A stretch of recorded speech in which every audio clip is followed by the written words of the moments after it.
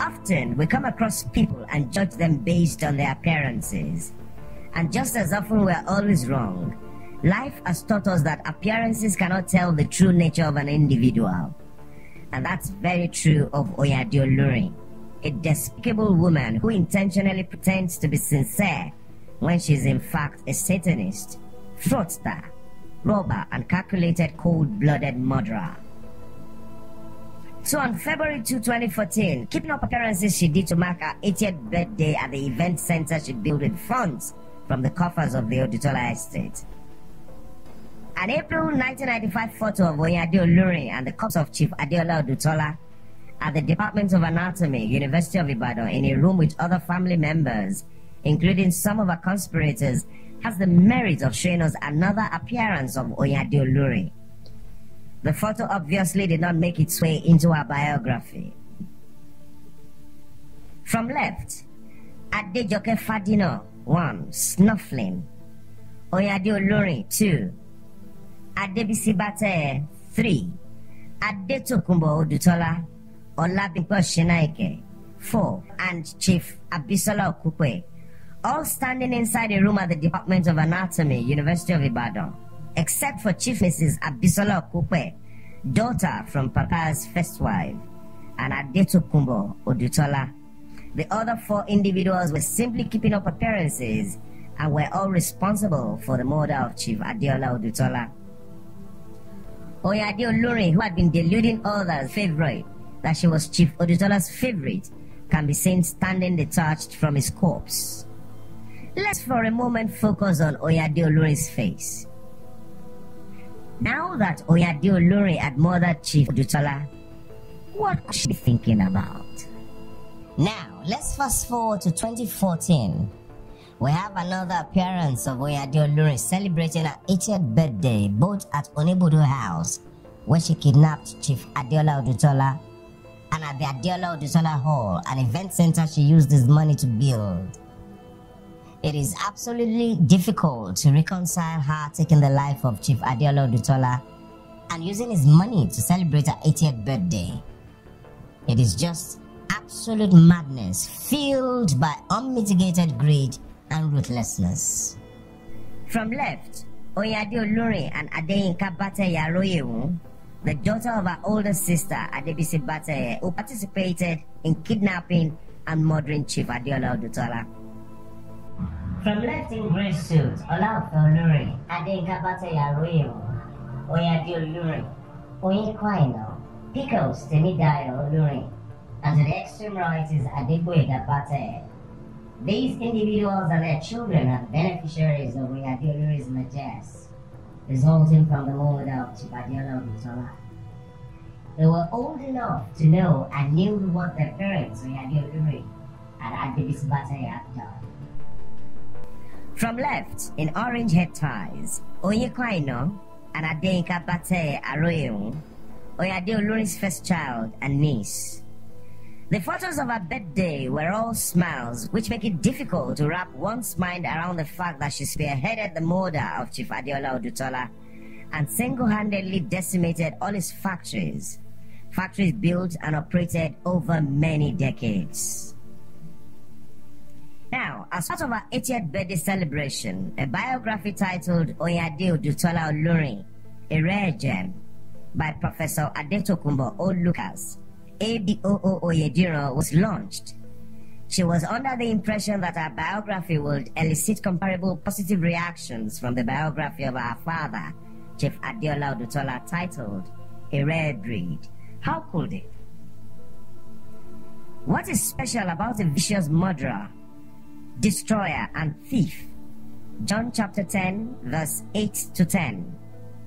Instead of building, she destroyed, and rather than adding to the estate, she stole, selling landed properties and real estate. A callous, unemotional, and morally depraved psychopath who wants to leverage the glory of the man, Chief Adeola Odutola, she and her conspirators murdered and were deluded to think that they would get away with their crime.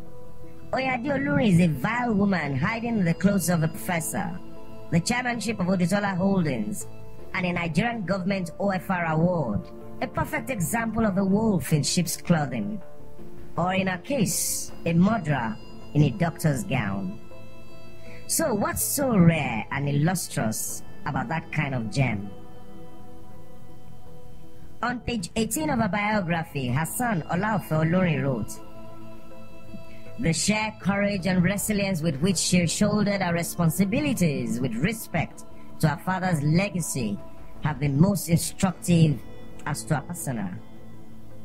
Though reluctant, having spent a lifetime as a teacher, doctor, and housewife mother most creditably, her father had left her a huge headache in his businesses, property, and family.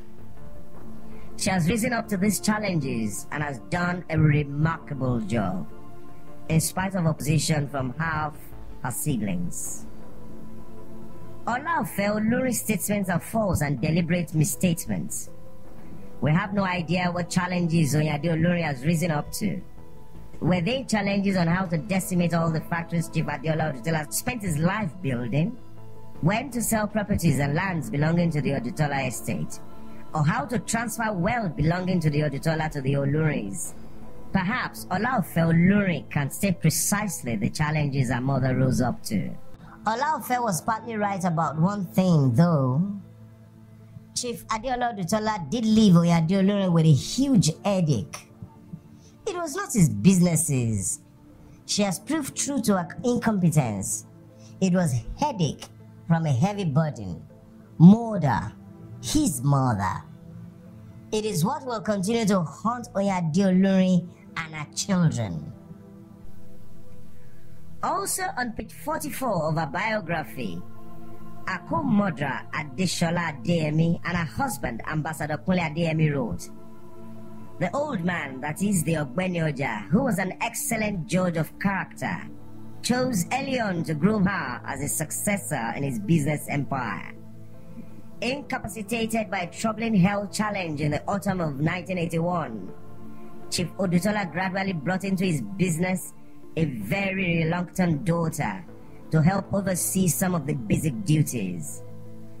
And furthermore, on page 47 they wrote, "And now it is easy to discern why Chief Timothy Adeola Odutola chose to make her his presumptive heir to the family business empire." Again, appearances can be deceiving. One will think that Ambassador Kunle Adeyemi is a man of integrity. Then again, it is quite easy to see why he's compromised.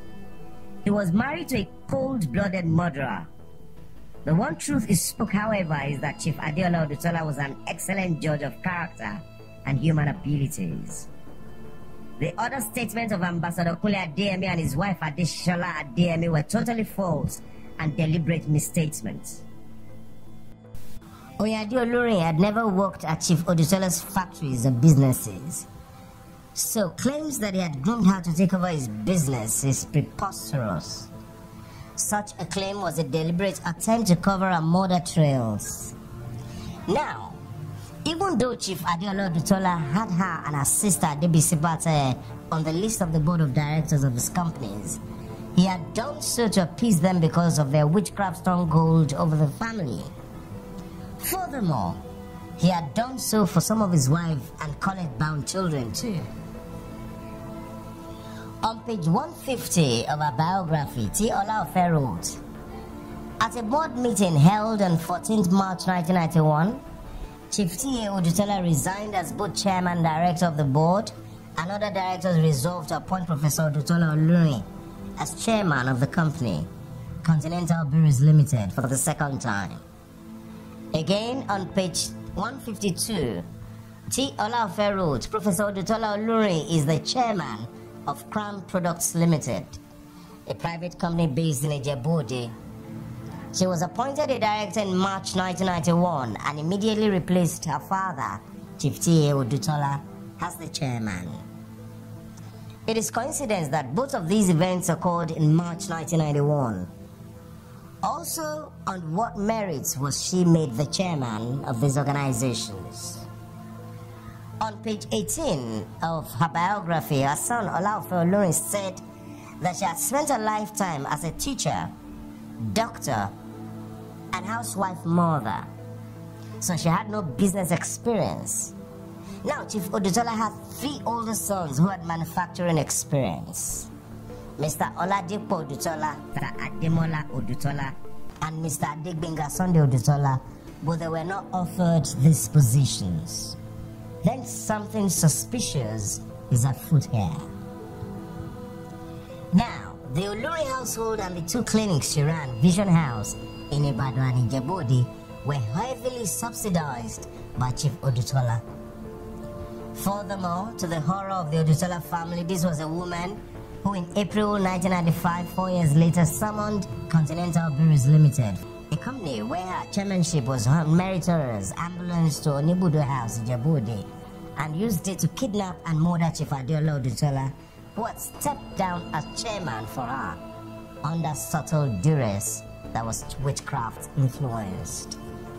That's evil and beyond irony. Oyinade Olurin and her sister Ijebu-Ode had become a witchcraft stronghold in the Odutola family.